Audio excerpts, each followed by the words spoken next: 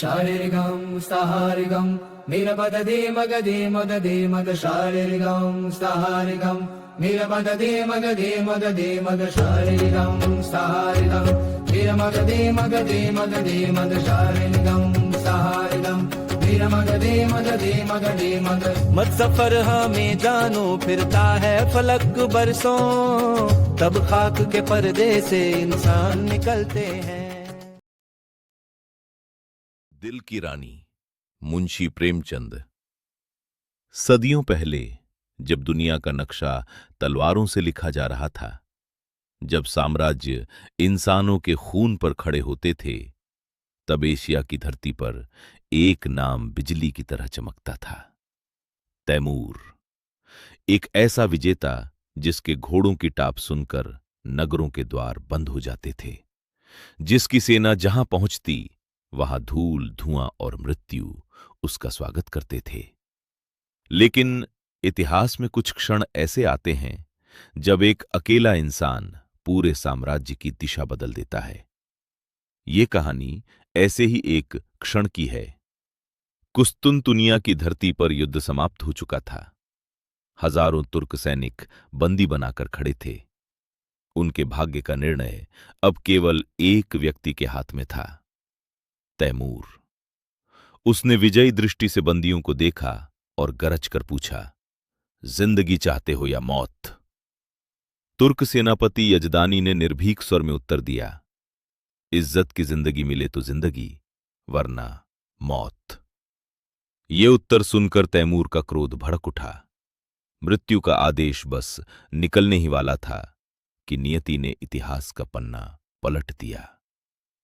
बंदी सैनिकों के बीच से एक युवा योद्धा आगे आया।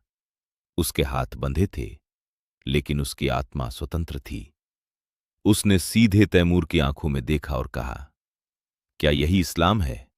क्या बेबस कैदियों का कत्ल करना धर्म की सेवा है? चारों ओर सन्नाटा छा गया।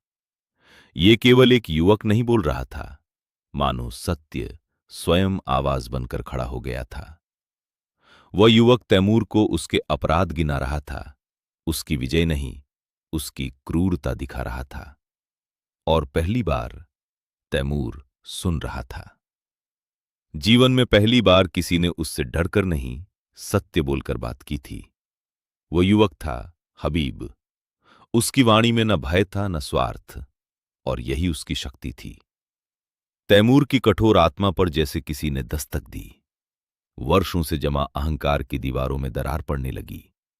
जिस बादशाह की एक उंगली हजारों मौतें लिख सकती थी, वही बादशाह अब उस युवक के सामने विनम्र खड़ा था। उसने बंदियों को मुक्त कर दिया, हथियार लौटा दिए और हबीब को अपने साथ चलने का निमंत्रण दिया। समरकंद पहुंचकर हबीब तैमूर का सबसे विश्वसनीय सलाहकार बन गया।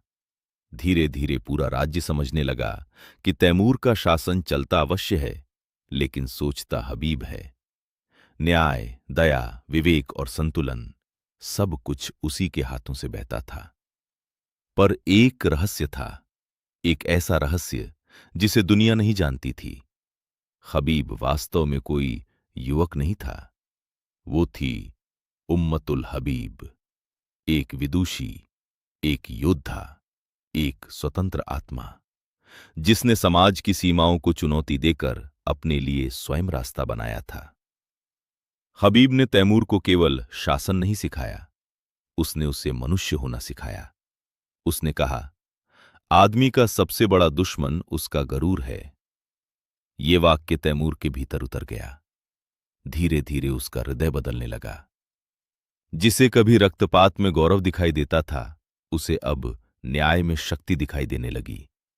जिसे विजय प्रिय थी, उसे अब मानवता प्रिय लगने लगी। फिर आया इस्तखर का संकट। वहां ईसाई प्रजा अपने धार्मिक अधिकारों के लिए संघर्ष कर रही थी। पुराने नियम उन्हें दबाते थे। हबीब ने निर्णय लिया, जजिया समाप्त होगा, घंटियां बजेंगी, धार्मिक स्वतंत्रता सबको मिलेगी।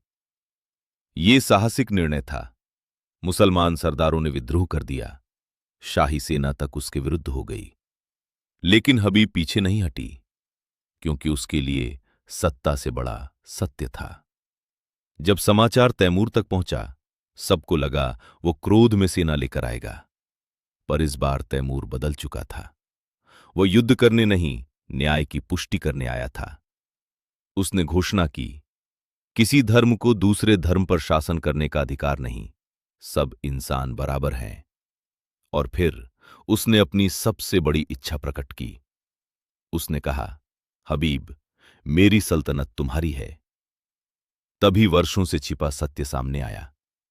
हबीब ने मुस्कुराकर कहा, अगर आपको पता चले कि हबीब एक युवती है? तैमूर मुस्कुराया, तो वो मेरी सल्तनत की ही नहीं, मेरे दिल की भी रानी होगी। और इतिहास ने देखा, एक विजेता तलवार से नहीं जीता, एक स्त्री सत्य, साहस और करुणा से जीत गई।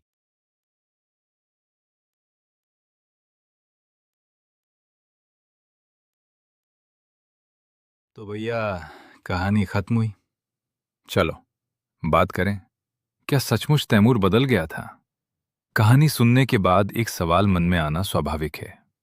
क्या इतिहास में सचमुच ऐसा हुआ था? क्या किसी युवक की बातों से तैमूर जैसा विजेता बदल गया था? इतिहास क्या कहता है? इतिहास में तैमूर एक महान सेनापति माना जाता है, लेकिन साथ ही वो अपने समय के सबसे कठोर और रक्तरंजित विजेताओं में भी गिना जाता है। इतिहास में उसके ऐसे हृदय परिवर्तन का कोई स्पष्ट प्रमाण नहीं मिलता। तो क्या ये प्रेमचंद की कल्पना है? काफी हद तक हां। दिल की रानी को केवल इतिहास की कहानी मानना शायद ठीक नहीं होगा। ये प्रेमचंद की कल्पना, आदर्शवाद और मानवीय विश्वास से बनी हुई रचना है। फिर प्रेमचंद कहना क्या चाहते हैं? शायद उनका विश्वास था कि तलवार से साम्राज्य जीते जा सकते हैं, लेकिन दिल नहीं। डर से लोग झुक सकते हैं, लेकिन बदलते नहीं। सच्चा परिवर्तन केवल संवाद, करुणा और नैतिक साहस से आता है। हबीब असल में कौन है?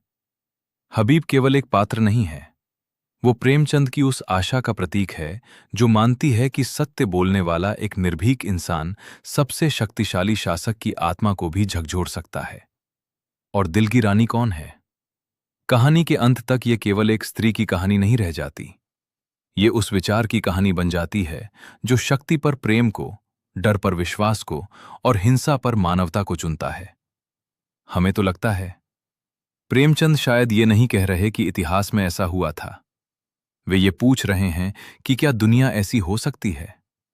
क्या नफरत से भरी दुनिया को संवाद, सहिष्णुता और प्रेम से बदला जा सकता है? शायद दिल की रानी इसी प्रश्न का साहित्यिक उत्तर है। आपका क्या विचार है? क्या प्रेम और संवाद किसी कठोर व्यक्ति को बदल सकते हैं? क्या इतिहास केवल तलवारों से बनता है या विचारों से भी? क्या प्रेमचंद का ये आदर्शवाद आज भी प्रासंगिक है? इतिहास कहता है, शायद ऐसा कभी नहीं हुआ।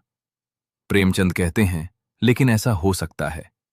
और शायद इसी संभावना का नाम है दिल की रानी। हम अगली कहानी के साथ फिर हाजिर होंगे। तब तक पढ़ते रहिए, सोचते रहिए, मुस्कुराते रहिए। नमस्कार।